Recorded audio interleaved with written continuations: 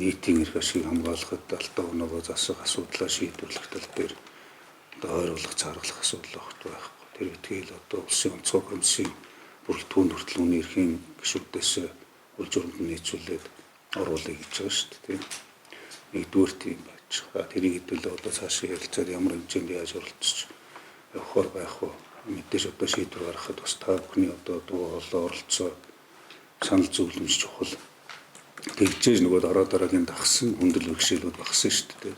Шийдвэр гаргах процессд одоо оролцож гарсан одоо шийдвэр хэрэгжүүлэх үр дүнгийн тооцох одоо үйл ажиллагаанд оролцож бас байр суурь илэрхийлж явснаар дараагийн хүндрэлтэй бэрхшээлтэй асуудал гарахаас урьдчилан сэргийлдэг. Тэгээ та бүхэн ч гэсэн одоо өөрсдөө бас өшөө бидний анхаарах асуудлууд юу вэ? Ялангуяа одоо тэр иргэдийн олноор гомдлоор гэж байгаа асуудлууд.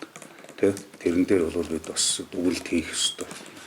Яагаад гэвэл одоо тэр шийдвэрт бас альва нэг тийм одоо буруу зүрүү анхаарах асуудлууд байгаа учраас хүний ажил амьдрал амнаас одоо эдлэг эрх чөлөөтэй хууль ёсны одоо эрх үүрэгтэй холбоотой асуудал байгаа учраас үүргийг биелүүлж эрхийн чиглүүлэх тал дээр хаана анхаарах асуудлууд байгаа гэж улсын онцгой комиссийн уралдаанд оролцдогоор оролцоод хааштай явъя. Тэгээ хэдүүлээ бол харин сардааны бодоо уулзаад ямар асуудлууд байна, юуг анхаарах хэрэгтэй юм байна, яах хэрэгтэй вэ гэдгээ хэдүүлээ ингээд ярилцаад солилцоод ингээд явъя. Тэгээ цаашдаа бол одоо нэрхийн зөрчил гарахгүй юм болоо